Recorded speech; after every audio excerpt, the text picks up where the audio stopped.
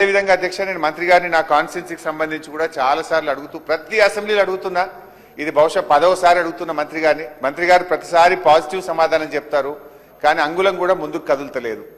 సిద్దిపేటలో ఉన్నటువంటి medical college teaching hospital పనులు 90% మా ప్రభుత్వ హయాంలో పూర్తయినాయి. ఆ బ్యాలెన్స్ 10% వర్క్స్ గత 2.5 సంవత్సరాలుగా పదే నేను మంత్రి గారి దృష్టికి తెస్తున్నప్పటికీ కూడా అవి పూర్తి కావడం లేదు.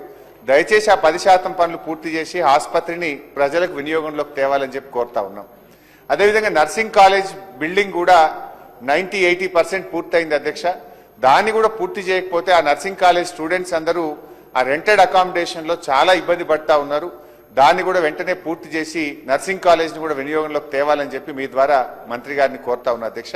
మంత్రి గారు కొంచెం ఖచ్చితంగా ఒక కట్ ఆఫ్ డేట్ చెప్పండి. 2.5 సంవత్సరాలుగా వాయిదా పడుతూ పోతా ఉంది. అదేవిధంగా రాష్ట్ర వ్యాప్తంగా ఇటు medical students, PG students, nursing college students stipends కూడా పెద్ద ఎత్తున పెండింగ్లో ఉన్నాయి. ఆ స్టైఫండ్స్ కూడా తొందరగా రిలీజ్ చేయాలని చెప్పి మీ ద్వారా మంత్రి గారిని కోరుతూ ఈ బిల్లును స్వాగతిస్తున్నాం.